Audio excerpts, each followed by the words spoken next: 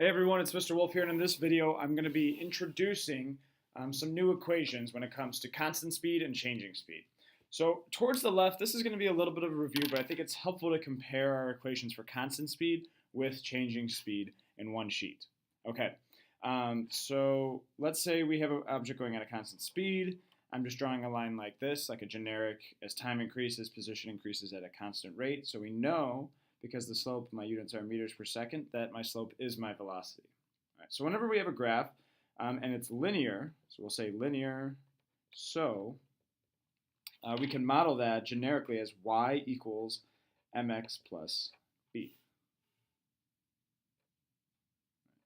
And then we could take that y equals mx plus b equation and we could substitute in actual values. So my y is actually my final position, my slope is my velocity, my x-axis is time, and my y-intercept is my initial position.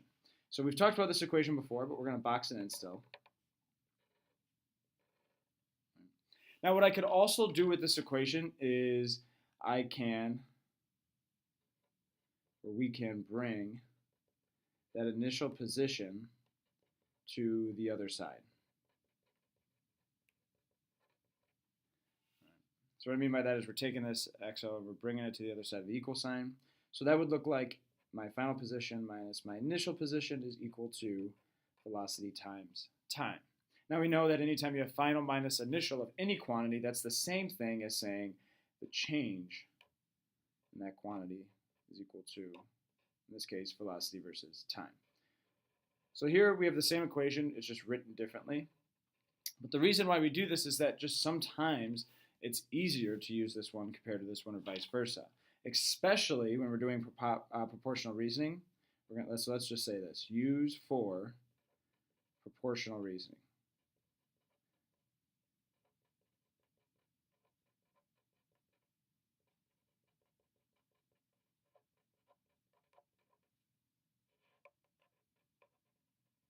You could still use this one, but having that plus some value added to it and just makes it a whole lot more difficult.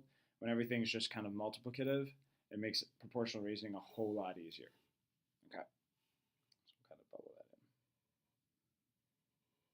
in. At this point, this is all review though, so let's move over to our changing speed equations. And just like our constant speed equation, we're going to get these equations from the graphs that we make from the data we collect.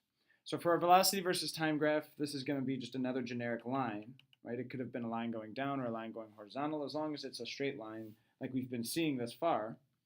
And we know that, by the way, the slope of our graph is meters per second, which is my acceleration. Okay, so like our other graph, this is linear, so we'll use y equals mx plus b.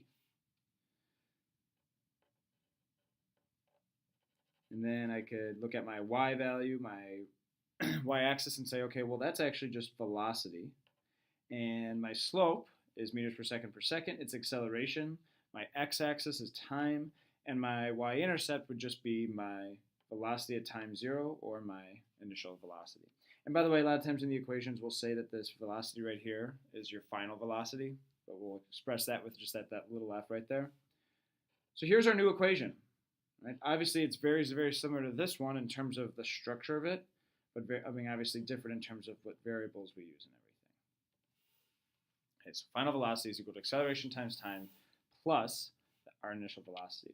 And just like before, we could try to simplify this, and we can bring, instead of our initial position, our initial velocity to the other side.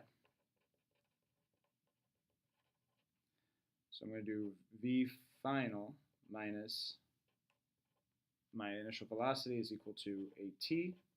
Right, remember, that's the same thing as saying my final minus initial is just my change in that quantity is equal to acceleration times time. Right. So again, same exact equation, just written differently. So just like before, the reason why we might use it this way is use this one for proportional reasoning.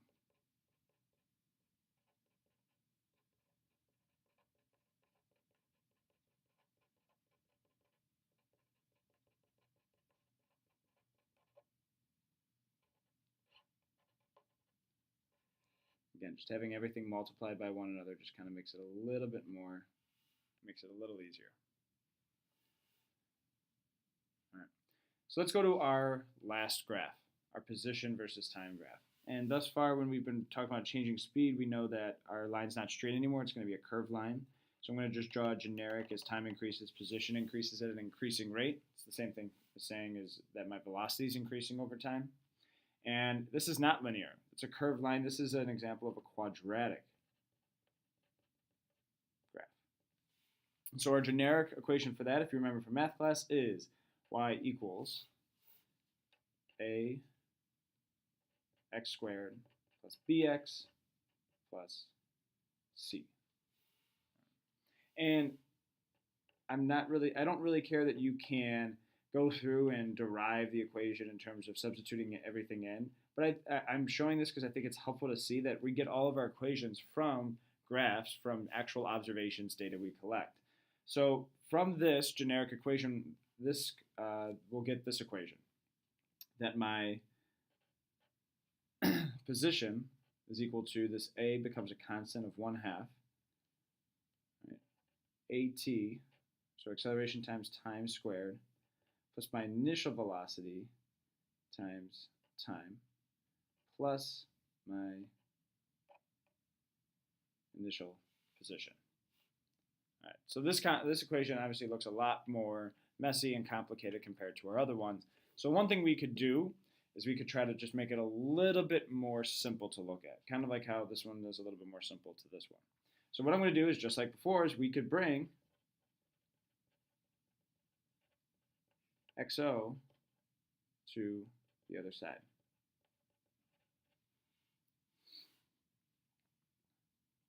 So it's going to be my position here, but minus this one, since I brought it to the other side, is equal to, and then I could write everything out, but I'm just not going to, because we know that this is my change in position, final minus initial.